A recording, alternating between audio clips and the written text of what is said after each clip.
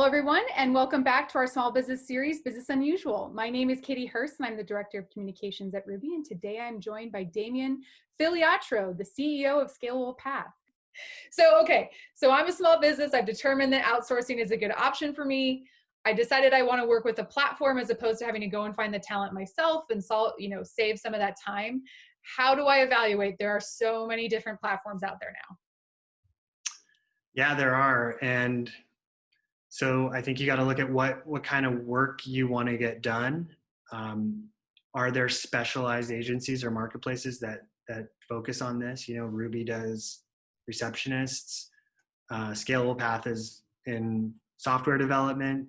You know, in the software development world where, you know, I live in every day, there's a spectrum, right? And I alluded to this earlier. You know, on one end, you have the super high-end digital agencies. A really great one that comes to mind is IDEO. Mm-hmm.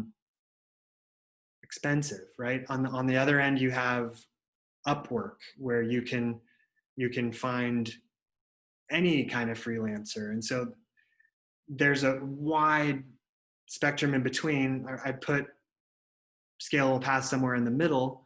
But if you go with an Upwork, you're going to have to put in the work. You're going to have to know what you're doing. You're going to have to define the role you're looking to fill, and you're going to get lots of applications and have to sift through them and evaluate who is the right fit or who isn't. And you may not have the time or the expertise to do that.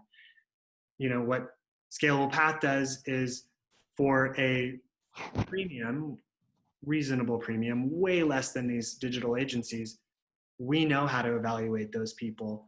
And so you can come to a specialized marketplace like Scalable Path, and we do all of that sourcing and vetting for you. And then we just propose the people who have made it through our process.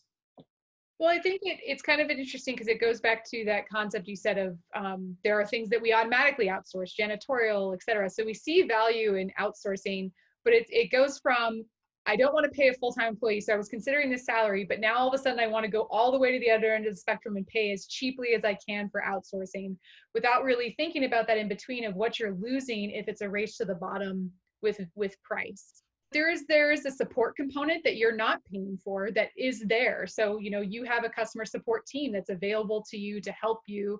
Similarly for you guys, you probably answer questions. You spend that time vetting the customers or the contractors to make sure that they're of value. So there's things that aren't considered necessarily and have to really be thought about when you're outsourcing, about what are those things that are not just transactional that I'm really getting out of this relationship with the company I'm outsourcing through, but also the contractor themselves who I'm working with. Because, you know, if you just look at price, you're only getting a very slim picture. You know, like you said, like people think, oh, I'm not going to hire in-house. I want to outsource, and then I'm going to really go to the other end of the spectrum. And, you know, what I find myself thinking about recently is that, you know, these relationships between, even when they're an outsourced person, it's still a relationship between a company and a person. Mm-hmm. And it has to work for both sides. You know, it has to be has to bring value to both. And it has to, the rate or whatever, however you structure it, needs to work for the client. But also if you're driving too hard of a bargain down to these people that are working on your team, even if they're outsourced, they're not going to stick with you, right? They're not going to feel respected. They're not going to, they're going to look for something better, and you'll lose them. So, you know, you do need to, if you go too far on the other end of the spectrum, you're being short-sighted. You're going to get people who are desperate, or you're going to get people who aren't the best at what they do, because they're not going to work in that mode. Because there's certainly outsourcers who just look at this as like another project, another job, versus outsourcers who are passionate about what they do and want to make sure that your business is getting the best version of that. The best website, the best receptionist service, the best HR service, whatever it is. So that makes a big difference. And I think we kind of address some of the questions that if you're looking at it at an outsourcing tool or individuals that you should be asking, which are, kind of what your area of specialty is, how much experience you have in that area. But I'm sure you have some other good questions that should be asked when you're looking for an outsourcing tool or person. Yeah, we did get into that. Again, my experiences around, talent, software talent marketplaces. I want to know what's their business model? Like, how are they making money? Is it a fee? Is it a subscription? Are they taking a percentage of the rates? I just want to understand what their model is so I can see the value. So not all of them are totally transparent. That's one thing Upwork is. I'll give them kudos for being rather transparent on.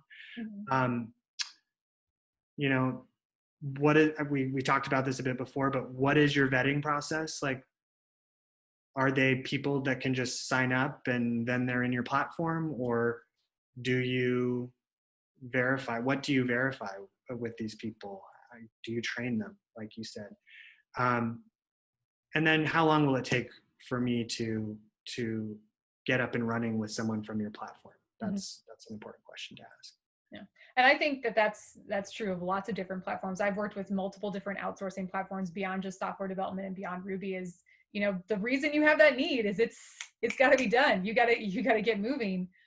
So that's a really important one. And I think asking how the business makes their money is a completely legitimate interest, because that will help illustrate some of that. Are we dealing with someone who's just trying to get to the lowest bid to get the dollar, or are we looking at someone who's really looking at this as a solution for the business? So I think that's a really good question. Any final advice for small business owners out there thinking about outsourcing? You've tapped my brain. That is it. Well, it was a lot of really great information. Those 5 points about really how you evaluate outsourcing were so golden. Thank you so much, Damien. This has been a pleasure. For everybody that tuned in, thank you so much. Be sure to check out more from our small business series, Business Unusual.